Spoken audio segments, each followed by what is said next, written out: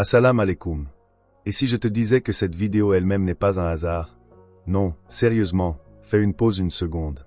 Parmi des millions de vidéos, un défilement sans fin, des distractions qui crient pour attirer ton attention. Pourquoi ce titre? Pourquoi ce moment? Parce que parfois Allah ne crie pas. Il organise. Il organise un rappel. Il organise un moment de calme. Il organise une impulsion silencieuse qui se glisse au-delà de tes défenses. Et la partie effrayante, c'est que la plupart des gens le ressentent, puis l'ignorent. Laisse-moi te poser une question. Quand est-ce que ton cœur s'est senti agité pour la dernière fois? Même si ta vie semblait aller bien. Tu riais, tu travaillais, tu faisais défiler, et pourtant quelque chose n'allait pas. Ce n'était pas de l'ennui. Ce n'était pas du stress. C'était ton âme qu'on appelait. Et voici la vérité inconfortable. Allah t'appelle maintenant, pas plus tard. Pas un jour, pas quand tu seras plus âgé, maintenant. Mais la question n'est pas de savoir si Allah appelle. La vraie question est, est-ce que tu écoutes encore? Reste avec moi. Parce que ce que tu vas entendre peut te déranger, mais cela pourrait aussi te sauver. Imagine ton téléphone qui sonne. Tu vois le nom. Tu sais que c'est important, mais tu ne réponds pas. Pas parce que tu détestes l'appelant, mais parce que tu es occupé. Tu rappelleras plus tard. C'est exactement ainsi que la plupart des gens traitent Allah. Ils ne le nient pas. Ils ne rejettent pas l'islam. Ils n'arrêtent même pas de croire. Ils reportent simplement. Je prierai correctement quand la vie se calmera. J'arrêterai ce péché quand je serai plus fort. Je deviendrai sérieux après avoir encore un peu profité. Et Shaitan sourit parce que le report est plus efficace que l'incroyance. Laisse cela pénétrer en toi. Shaitan n'a pas besoin que tu deviennes athée. Il a juste besoin que tu continues à repousser l'obéissance. Voici le danger. Chaque appel ignoré entraîne ton cœur à ignorer le suivant. Au début, la culpabilité est bruyante. Puis elle devient un bruit de fond. Puis le silence, et le silence est mortel. Allah dit qu'il appelle les gens à travers les rappels, à travers la facilité et l'épreuve, à travers la clarté et la confusion. Cette pensée soudaine pendant la nuit, qu'est-ce que je fais de ma vie? Cette culpabilité après un péché que tu n'as même pas apprécié. Ce moment dans la prière où ton cœur est sur le point de se briser. Puis tu te dépêches quand même. C'est ça, l'appel. Mais c'est ici que la peur entre dans l'histoire. Parce que répondre à Allah signifie que tu ne peux plus vivre en pilote automatique. Cela signifie que tu dois te confronter à toi-même. Et la plupart des gens en ont terriblement peur. Alors ils font semblant de ne pas l'entendre. Mais écoute attentivement.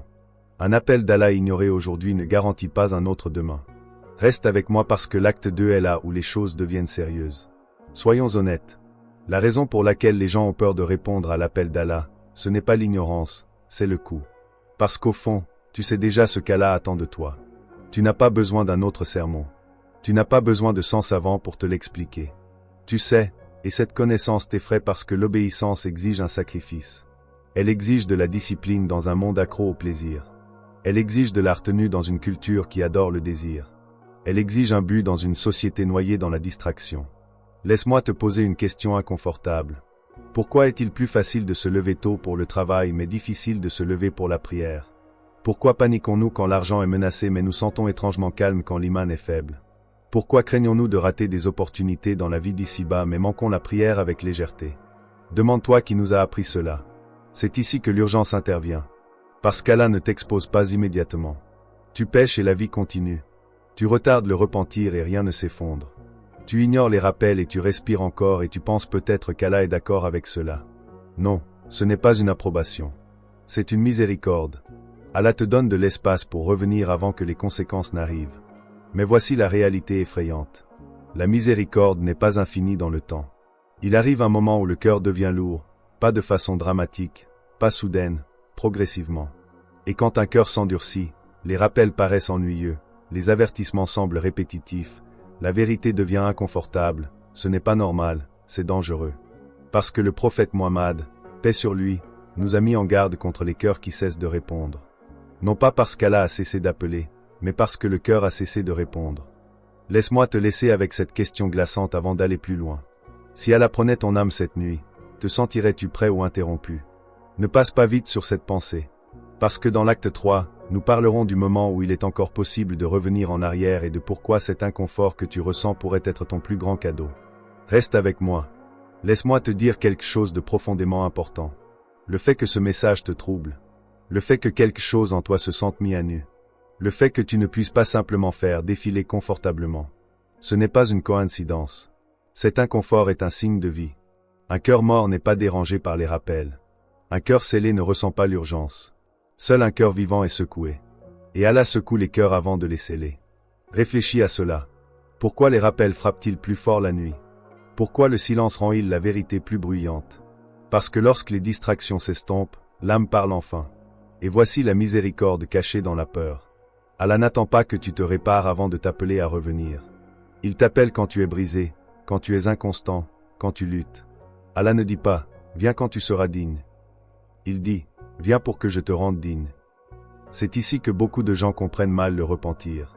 Ils pensent que le repentir est une promesse de ne plus jamais pécher. Ce n'est pas ça. Le repentir est une décision d'arrêter de fuir, de se retourner même si tes jambes sont fatiguées, d'admettre ta faiblesse sans négocier avec l'ego. Et voici la partie qui devrait te remplir à la fois de peur et d'excitation. La porte du repentir est ouverte maintenant. Mais elle ne restera pas ouverte pour toujours. Non pas parce qu'Allah est cruel, mais parce que la vie est fragile. Il y aura une dernière prière, un dernier souffle, une dernière chance de dire « Ya Allah, pardonne-moi ». Pas d'annonce, pas d'avertissement. Et quand ce moment arrivera, le regret criera, mais il sera inutile. Alors demande-toi ceci, pourquoi attendre un moment où revenir en arrière est impossible? Quand Allah t'invite alors que cela compte encore. Si quelqu'un t'offrait un billet gratuit pour le paradis, mais disait, tu dois l'accepter maintenant, pas plus tard, dirais-tu, laisse-moi y réfléchir? Exactement. Alors pourquoi hésiter quand Allah offre quelque chose de plus grand que tout ce que ce monde peut donner? Connaître cette vérité ne te sauve pas. Répondre le fait, et cette réponse est l'acte final. Nous arrivons maintenant au moment le plus critique, parce que chaque rappel se termine ici par un choix. Allah ne te force pas. Il ne l'a jamais fait. Il invite, et les invitations expirent. En ce moment même, tu te tiens entre deux versions de toi-même. Une version qui continue de repousser, continue de négocier, continue de dire « je changerai plus tard ». Cette version se sent en sécurité jusqu'à ce qu'elle ne le soit plus. L'autre version est effrayée mais sincère, imparfaite mais essaie, faible mais honnête. Cette version répond à l'appel. Laisse-moi être très clair. Répondre à Allah ne signifie pas que tu deviens soudainement parfait. Cela signifie que tu arrêtes de faire semblant. Cela signifie que tu prends la prière au sérieux même quand ton esprit s'égare. Cela signifie que tu combats le péché même quand tu retombes. Cela signifie que tu donnes la priorité à Allah même quand c'est gênant. Et Allah aime l'effort plus que les excuses. Sais-tu ce qu'Allah promet à ceux qui se tournent vers lui sincèrement? Une guidée là où il y avait confusion, la paix là où il y avait agitation, la lumière là où il y avait l'obscurité, pas du jour au lendemain mais progressivement. Et voici l'urgence. Plus tu attends, plus le premier pas devient lourd. Mais au moment où tu décides, Allah accourt vers toi.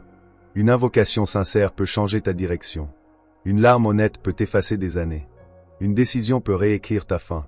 Alors avant que cette vidéo ne se termine, avant que les distractions ne reviennent, avant que Shaitan ne murmure, plus tard, fais ceci dans ton cœur. Dis, Ya Allah, je t'entends et je reviens vers toi. Tu n'as pas besoin de l'annoncer. Tu n'as pas besoin de le prouver à qui que ce soit. Allah t'a entendu avant même que tu termines la phrase, et peut-être que des années plus tard, quand tu te tiendras devant Allah, tu te souviendras de ce moment non pas comme d'une simple vidéo de plus, mais comme du moment où tu as enfin répondu à l'appel que tu ne pouvais pas ignorer. Et Allah sait mieux.